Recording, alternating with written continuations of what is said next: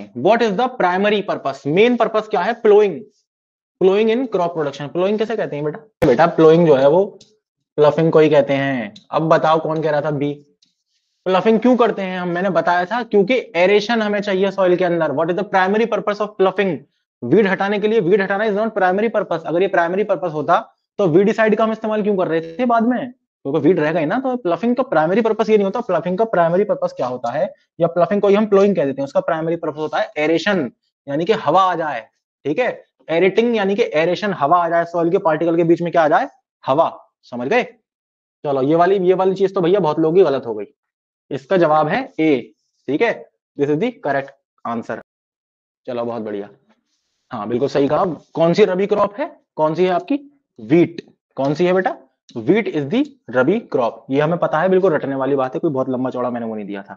सही है। चलो अगला, अगला सवाल जल्दी से देखो। 30 सेकंड शुरू हो गए आपके, पढ़ो इस सवाल को।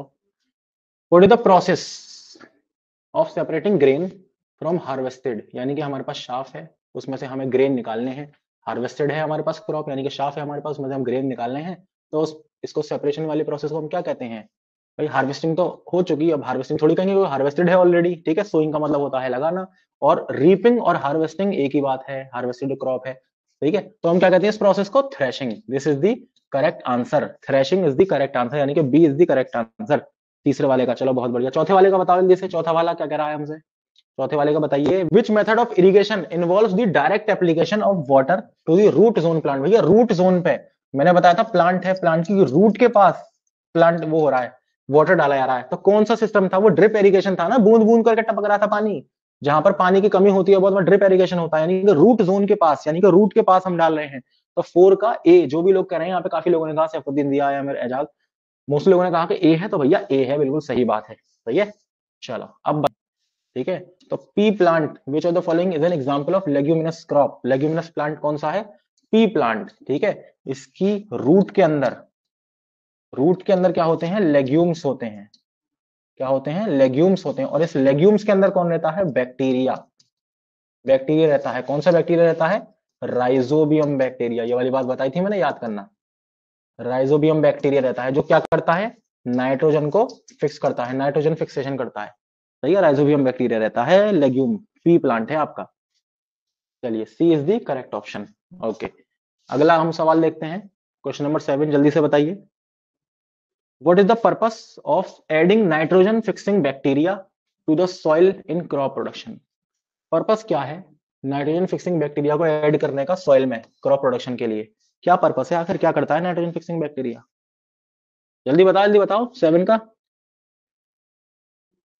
चलो, एनहेंसिंग सॉइल स्ट्रक्चर बिल्कुल नहीं, इंप्रूविंग वाटर रिटेंशन नहीं, जी हाँ, fixing atmospheric nitrogen, this is the correct option. Fixing atmospheric nitrogen, nitrogen को फिक्स करने के लिए नाइट्रोजन फिक्सिंग बैक्टीरिया हम डालते हैं। जैसे कि कौन सा अभी हमने बात करी, कौन सा बैक्टीरिया है वो है राइजोबियम। ठीक है, ये नाम भी आता है, अच्छे से याद रख लो, पता होना चाहिए आपको। क्वेश्चन नंबर 8 अब बताओ जल्दी से, क्या कह रहा है?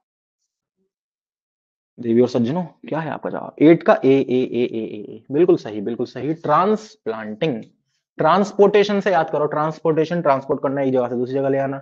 तो भैया आपने क्या किया, सवाल हमारे क्या कह रहा है कि क्रॉप प्रोडक्शन के अंदर व्हाट इज द टर्म, कौन सा टर्म जो है वो इस प्रोसेस को बताता है? ट्रांसफरिंग सीडलिंग, यानी कि छोटे छोटे प्यारे प्यारे जो पौधे हैं उनको ट्रांसफर करते हैं हम, जो बड़ी, जो हमारी मेन फील्ड है उसमें हम ट्रांसफर करेंगे, ताकि वो वहां पर अच्छे से ग्रो कर जाए, बड़े हो जाए। ठीक है, समझ गए? तो this process is called transplanting. बिल्कुल सही जवाब आपका, ट्रांसप्लांटिंग। कुछ चीजें जो है वो कॉमन सेंस से भी आपको आनी चाहिए। ये अगला क्वेश्चन बताइए, जल्दी बताइए। Which of the following is a biodegradable method of pest control? जल्दी बताओ, शाबाश। कौन सा मेथड है इनमें से बायोडिग्रेडेबल मेथड है पेस्ट को कंट्रोल करने का? जल्दी बताओ। 9 का भी बिल्कुल सही जवाब। जी हाँ देवी और सज्जनों, आप जीत चुके हैं 10 करोड़ रुपए। आपका बिल्कुल सही जवाब दिया है। ठीक है, तो भैया which of the following is a biodegradable method of pest control? कौन सा ऐसा मेथड है जो कि इन्वायरमेंटली जो है वो फीजिबल है, जो इन्वायरमेंट को पॉल्यूशन नहीं करता, बायोडिग्रेडेबल है, यानी कि वो चीज, वो मेथड जिससे जो भी प्रोडक्ट उसका बनेगा वो बायोडिग्रेड हो जाएगा। ठीक है, पेस्ट कंट्रोल मेथड क्या है? तो वो है बायोलॉजिकल कंट्रोल। भैया बायोलॉजिकल कंट्रोल यानी कि ऑर्गेनिक कंट्रोल, यही तो है ऑर्गेनिक कंट्रोल। ऑर्गेनिक क्या? क्योंकि ये लाइफ है, जिंदा है, बायोलॉजी है ना, तो जिंदा चीज है ये बायोलॉजिकल, यानी कि इंसेक्ट्स के थ्रू कंट्रोल हो रहा है। आपने को याद हो कि मैंने आपको फोटो दिखाया था ना, एक यहाँ पर एक इधर एक फोटो लग रहा था किसका, लेडी बर्ड का। लेडी बर्ड जो है वो फंगस खा रही थी, तो वो क्या है, बायोलॉजिकल कंट्रोल है ना। और लेडी बर्ड जब मर जाएगी तो क्या होगा उसका, वो बायोडिग्रेड हो जाएगी, उसकी बॉडी पूरी की पूरी डिग्रेड हो जाएगी, सड़ जाएगी। ऐसा नहीं है कि वो प्लास्टिक की तरह रहे एनवायरमेंट में और पॉल्यूट करे, सही है। तो दैट इज बायोलॉजिकल कंट्रोल, सही है, क्योंकि हमसे पूछा गया है पेस्ट कंट्रोल का मेथड। ओके, अगला सवाल बताइए जल्दी से, शाबाश। अगला क्या कह रहा है हमसे, what is the purpose of seed drill in agriculture. Seed drill का क्या काम है एग्रीकल्चर में, जल्दी बताओ 10 का। Threshing seed, sowing seed at proper depth and distance, harvesting crops, irrigating fields, जल्दी बताओ। 10th का भी बिल्कुल सही बात भैया। सीड ड्रिल क्या कर रही थी, सो कर रही थी सीड को, और एक प्रॉपर डेप्थ और डिस्टेंस पर। यानी कि देखो ये फील्ड है, ठीक है, इसमें एक सीड यहाँ, एक सीड यहाँ, एक सीड यहाँ, यहाँ यहाँ यहाँ यहाँ यहाँ यहाँ यहाँ, ठीक है। अब एक ये फील्ड है, एक ये फील्ड है आपकी, ये देखो, ये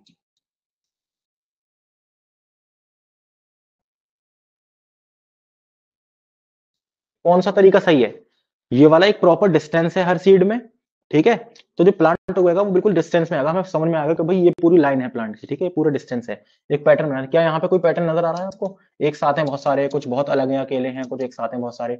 तो सीड ड्रिल से हम क्या करते हैं कि डिस्टेंस जो है वो बिल्कुल, सीड ड्रिल जो इसलिए यूज होती है कि बस आप सीड को बोने के लिए, और प्रॉपर डेप्थ यानी कि कितना अंदर होगा, वो प्रॉपर डेप्थ और प्रॉपर डिस्टेंस जो है वो सीड के बीच में रहता है, सही है। तो this is the answer, B is the correct answer, बिल्कुल सही जवाब आपका। और अब ये आखिरी सवाल जो है हमारा, बता दीजिए 11 question, which method of irrigation is most suitable for uneven और हिली ट्रेन,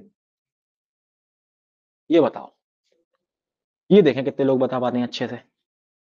ये भी थोड़ा सा लॉजिकल सवाल है, लॉजिक का इस्तेमाल होगा इसमें भी। जल्दी बताओ शाबाश।